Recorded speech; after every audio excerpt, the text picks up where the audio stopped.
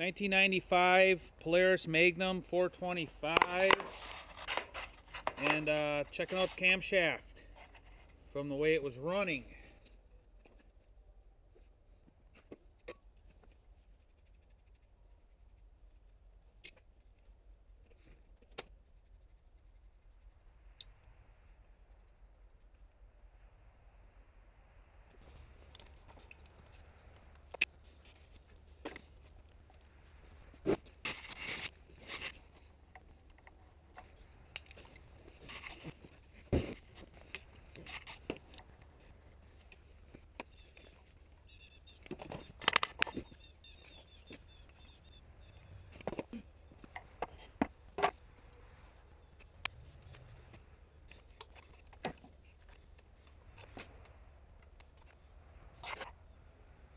There's the intake lobe.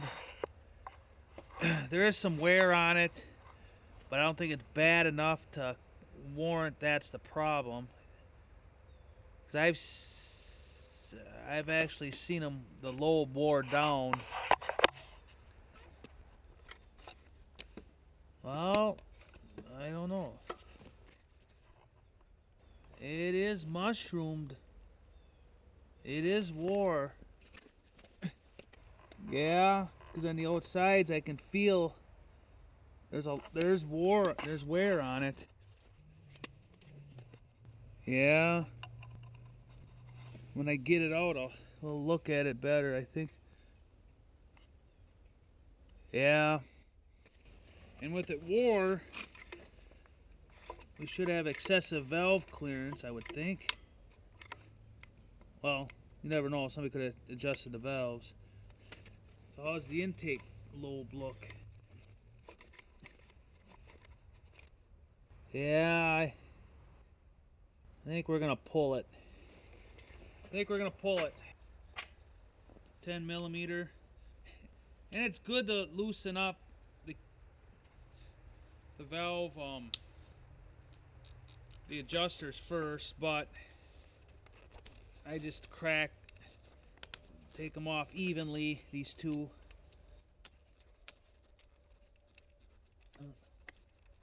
And we'll be okay.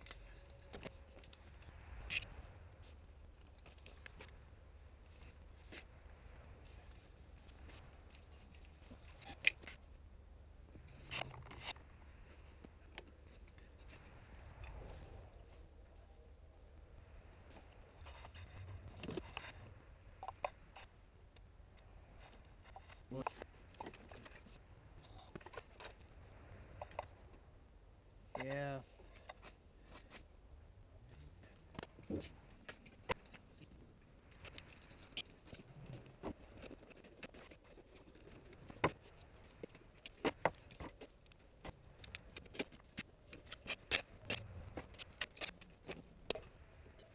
So we know we're gonna have to get this gasket.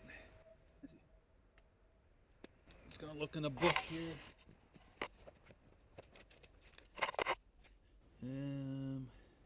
I know we gotta remove the cam chain tensioner.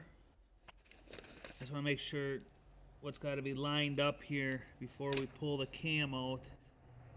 Move the cam, the rocker arms, and camshaft. So I guess you time it when you reinstall it. It doesn't look like anything's gotta be marked now. Oh yeah, unbolt the camshaft end cover from the cylinder head. Okay, we gotta have this pin straight up. Camshaft arrow must be upright on installation. So the tensioner is right here. Whoop. There. It's one tensioner bolt. Oh, we got a negative cable right in the way. Here's the second tensioner bolt.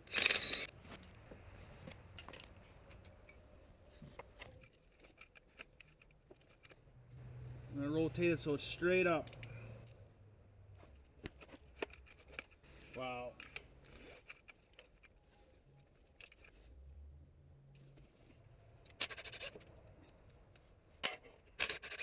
Make sure none of this falls into the motor. And also I took the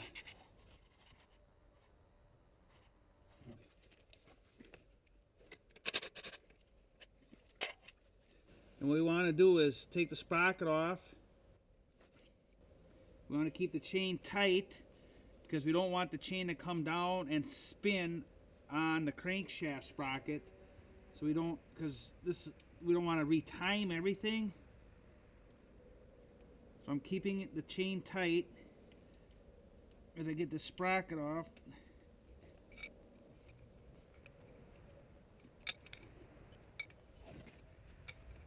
Okay, the chain I still have tight. Okay, and I don't want to let pressure off this chain. And you want to put a zip tie on here, only because if worse comes to worse, you don't want the chain to fall down into the engine case. So this will help prevent that from happening.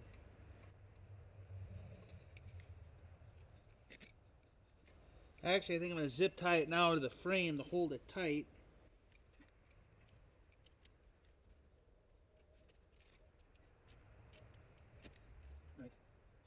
All we got to do is we got to pull this neck off.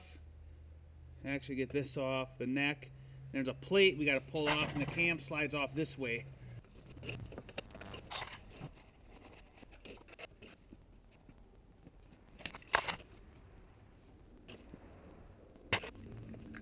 This just breaks the seal loose.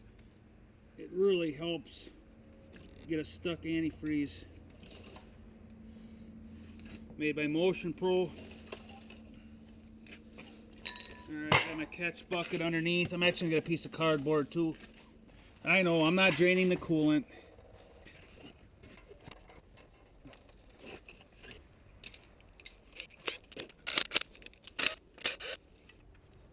That's your engine thermostat. But we need to get this cover off.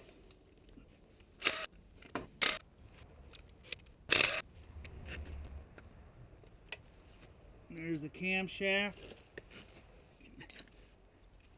Now it should slide out this way.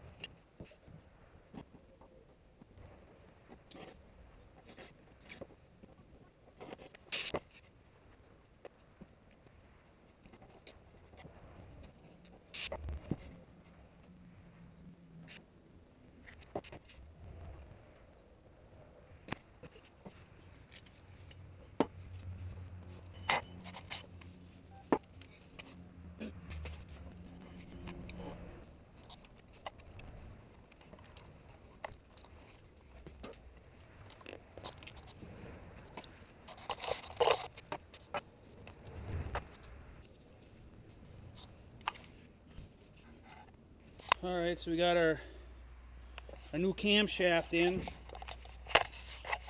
and all our gasket surface is all cleaned up. And that's how the decompressor mechanism goes on. It pushes this ball in when it's running. When it's not running, that comes out. Actually, it's the other way around, sorry. That's the exhaust rocker, rides on that. Put assembly lube on the camshaft.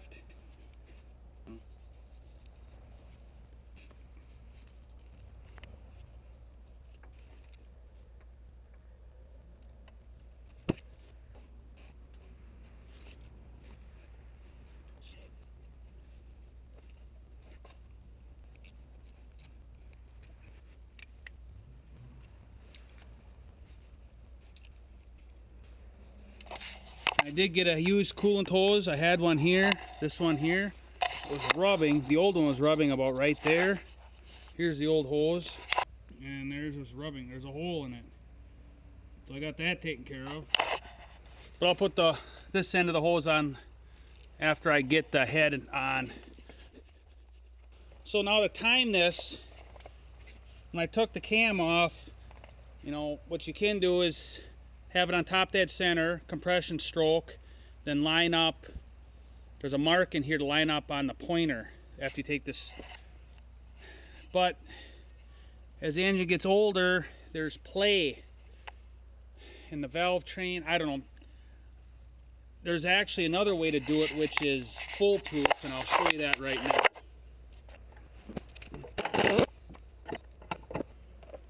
But before I get this apart, I think what I'm going to do is just go ahead and put the valve, the rocker arm assembly on, I believe.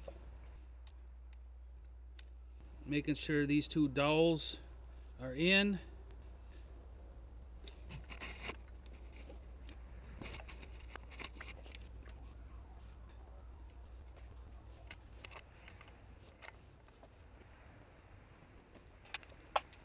Oh, that's a 10.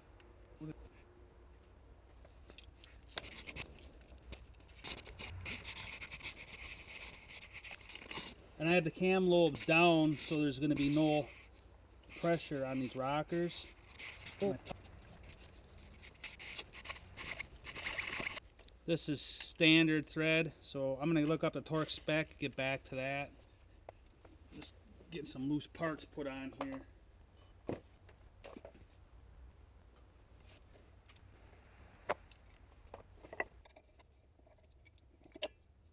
And these two marks go to the outside. My thumb is.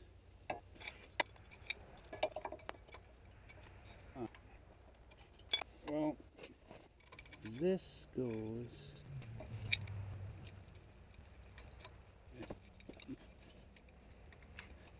And actually, it is kind of tight because of this. There we go.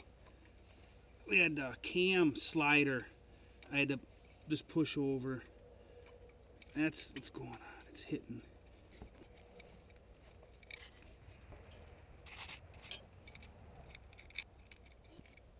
And anyway, I'm just going to leave this for now, because the way I'm going to do it anyway, this slider is kind of holding me up here. I think I'm going to get that out anyway, because I'm going to take this off, the stator, or the flywheel stator, and then the stator plate, because then there's a gear in there, and we're going to line all that up. I'll show you how.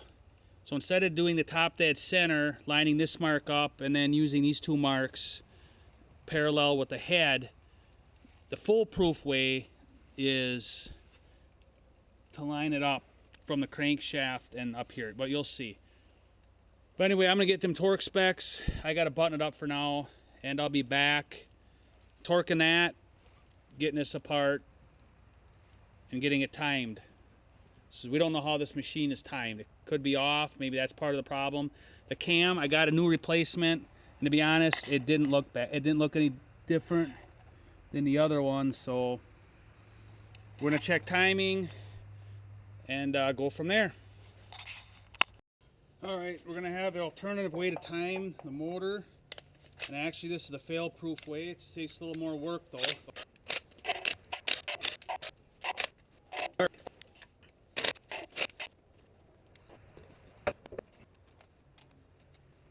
7/8 socket.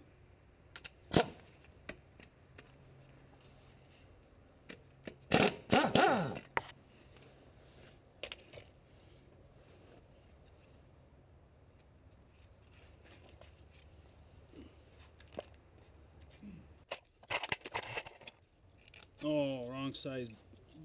I'll be back.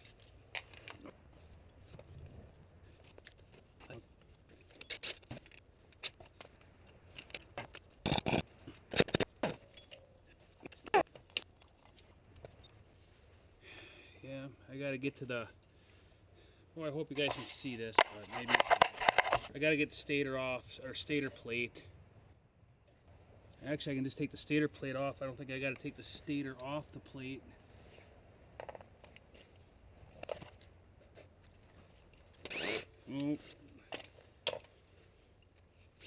size is that? Must be 10 millimeter.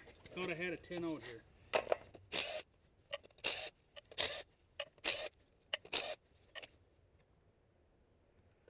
Right. So we get our stator plate off to the side. And I apologize, it's dark out here. But there's supposed to be a gear, or I'm actually gonna get this. This is in the way, isn't it?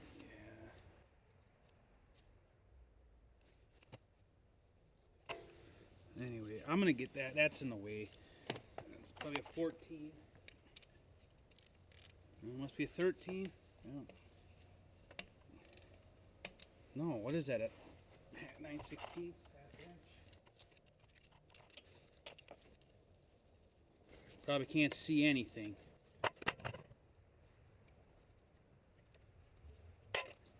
All right. I don't know if that helped at all or hurt, but let's get this sprocket out of here. Well, anyway. Yeah, let's get the sprocket out of here again.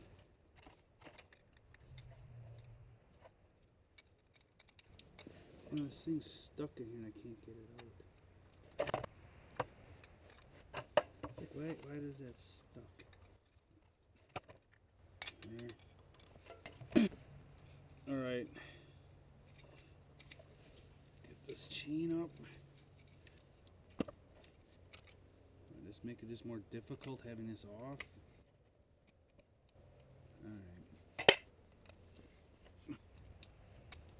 Alright, well, anyway, we're getting this chain off. And on the sprocket, there'll be a mark. The mark is right there. My screw is actually on it, right there. That's the mark. So that mark's got to be straight down. So we got to rotate it. The crank. So the mark on the sprocket's straight down. There's the mark. Then that mark needs to line up with the cam chain. I'll rotate the chain here until there's one. It might be hard to see. Actually, these are the two brighter links. We're going to ignore them for now. We're looking for the single highlighted link. So keep rotating. Should be coming up soon. There it is. So there's the single. Maybe you might not be able to see with the light, but there's a single link right there. That single link has to line up with that sprocket where that mark is on that sprocket. And I am doing this in the dark. It should be lighter. I apologize for that. Okay. One more tooth over. There it is. So the clear, or I'm sorry, the highlighted link lines up. There. Then line up. It's lined up.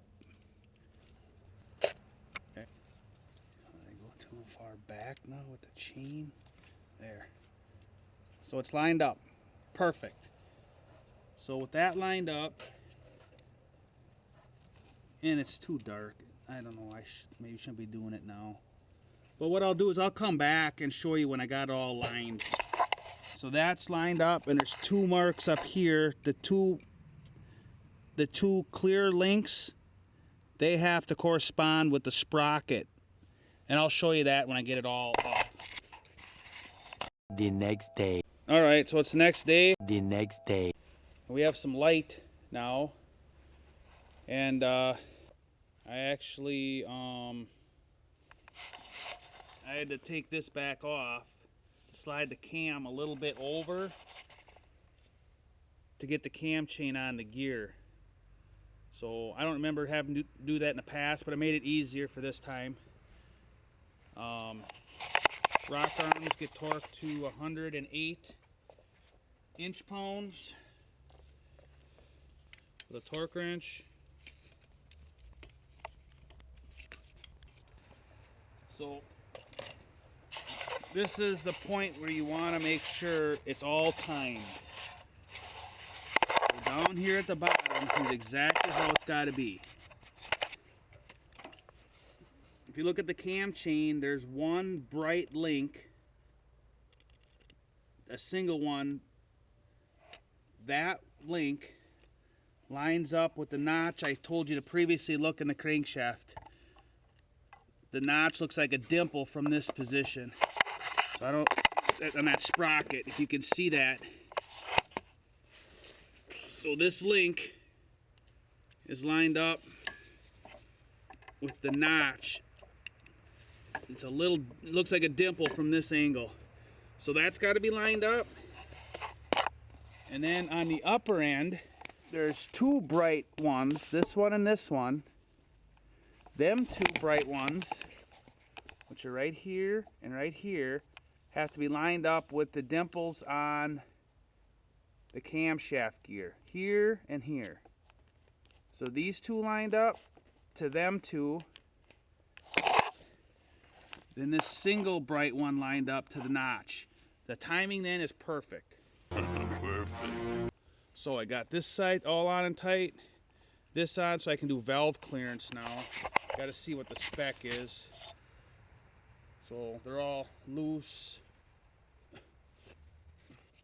Alright, so the intake, two intake and the exhaust, it's 6 thousandths valve clearance. There should be a light drag. That one's a little tight, as is that one. See, loosen up. So we got our 6 thousandths feeler gauge. Boy, that's tight fit and tight fit. So just a little bit looser. There. That's good. That's good. And the same with the exhaust, which you probably can't see. Yeah, it's too tight.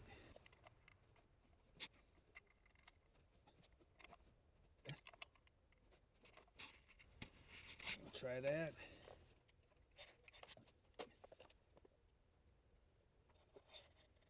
Boy, they're just a little too loose. Just to tighten them both up a little bit.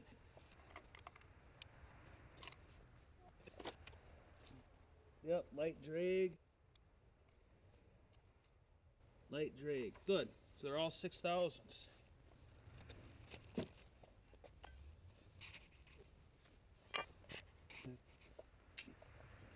Alright, so we got our valve clearance in, set. Torque down our rocker arms. We know we did that. Got our new valve cover gasket on.